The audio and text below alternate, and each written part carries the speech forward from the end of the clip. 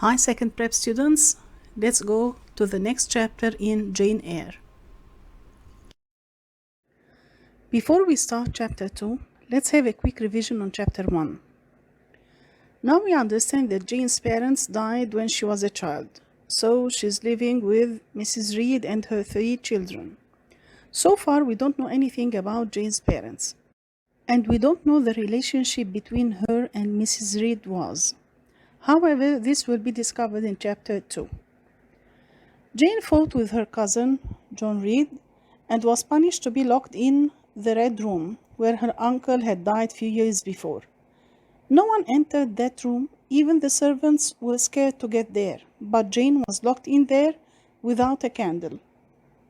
She thought she had seen her uncle's ghost. She screamed, but her cruel aunt thought Jane was playing tricks to escape punishment. And instead of having some pity on her, she gave orders to her maids to lock her in for another hour. Eventually, Jane fainted and the chapter ended. Chapter 2, we are still in Gateshead, the first station of her life, and the chapter is called Leaving Gateshead.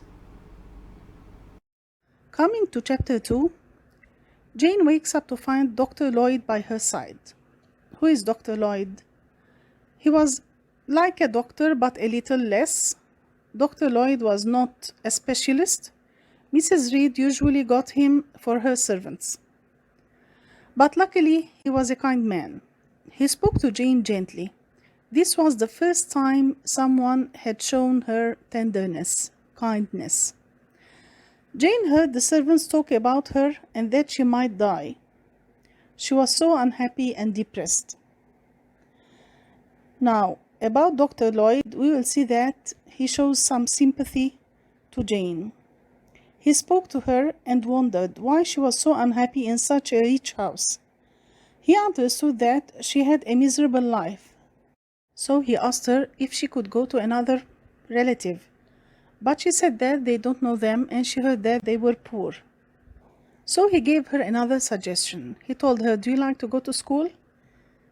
She thought it was a good idea.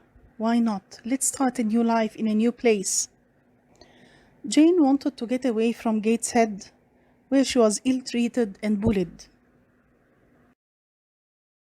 Let's have a pause here and go to our books, the page that is directly after the cover.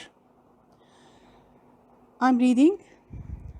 Jane Eyre begins life with all the disadvantages that nature and society can give her. She is a girl in a man's world. And to make matters worse, she is not beautiful. She is made even more unattractive in the eyes of the world by having a strong character. She will not do what she is told to do. I'll stop here, let's explain. When we say she is a girl in a man's world, it means she had to suffer because women at that time were valued by what they owed. Only rich women were respected and had good opportunities for marriage. Women were not considered able of doing anything great. That's why when poor women went to work, they were either servants or governesses. Jane had a strong character, and this was not accepted at the time. She wanted to be independent, to prove herself in society, but she will face a lot of problems. Let's go back to chapter 2. In page 9, Jane learns more of her history when she overhears a conversation between Bessie and Miss Abbott, the 2 maids. Jane's mother was a member of the wealthy Reed family, which strongly disapproved her marriage to a poor vicar. What's the meaning of a vicar? It means a priest, a clergyman. When they married, Jane's grandfather wrote his daughter out of his will. In other words, we can say he disinherited her. Not long after Jane was born, Jane's parents died from typhus. How did I know? Because I have read the original book. As you can see, one of the characteristics of the Victorian age, the father disinherited his daughter because she married a poor man. This was common at that time. There is another point here that we need to understand. People were divided into classes, social classes.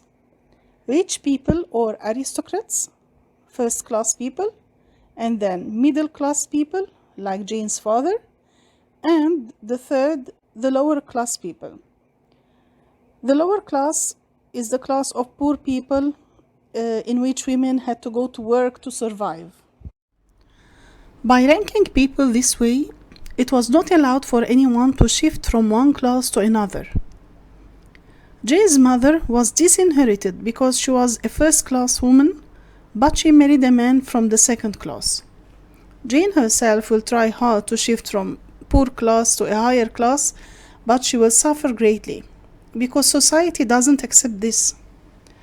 This is called class distinction. It's one of the novel's themes that we are going to discuss later in details. Go to page 10 in the book. Mrs. Reed made arrangements to send Jane to Lowood School, a boarding school for poor people. One day, Jane is introduced to Mr. Brocklehurst, the stern-faced man who runs the school. Let's read this part together. The second paragraph. "Well, Jane Eyre," said the stranger heavily, "and you are a good child?" It was impossible to say yes, with Mrs. Reed sitting there, so I was silent. "Perhaps the less said about that, the better, Mr. Brocklehurst," said Mrs. Reed, shaking her head. So from the conversation you understand that Mrs. Reed said a lot of negative things about Jane Eyre to Mr. Brocklehurst. So he's talking to her, threatening her.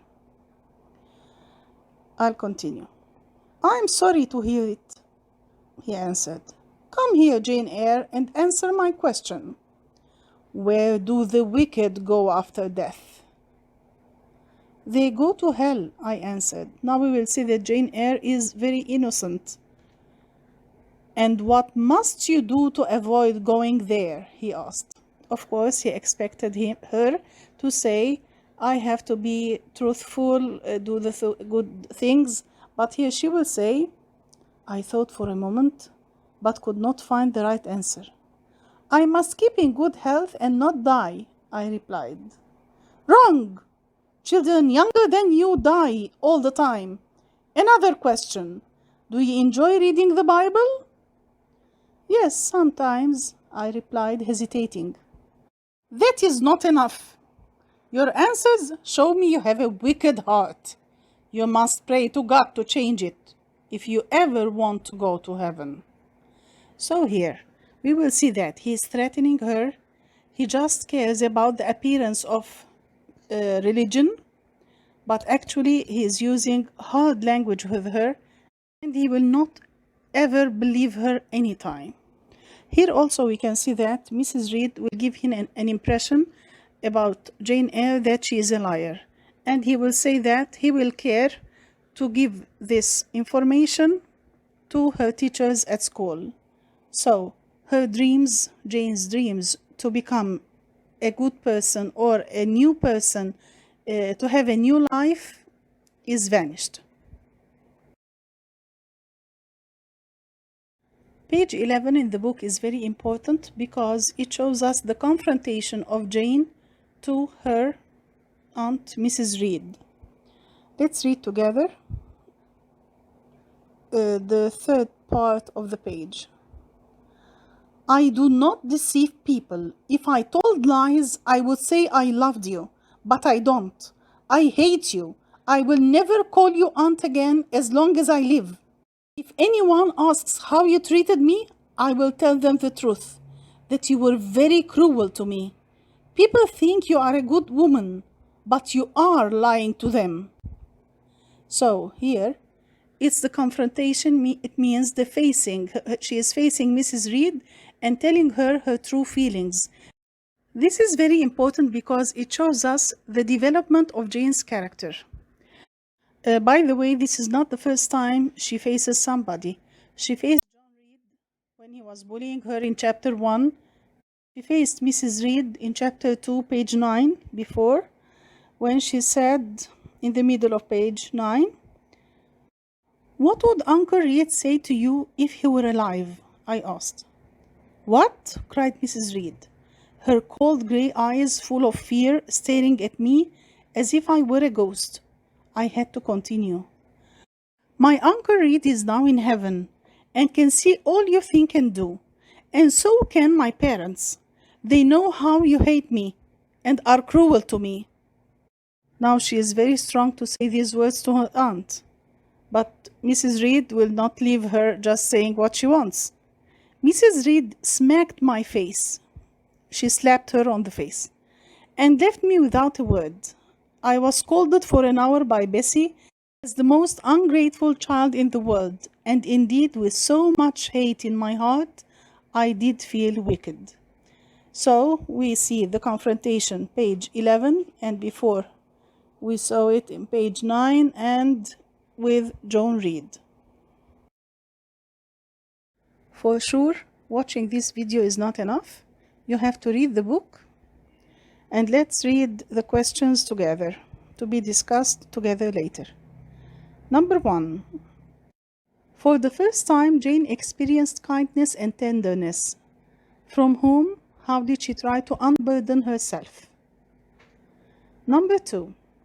Why did Jane turn down Mr. Lloyd's first suggestion of help but accepted the second one? Number 3. Even though Gateshead was a rich house, Jane felt poor in it. Explain. 4.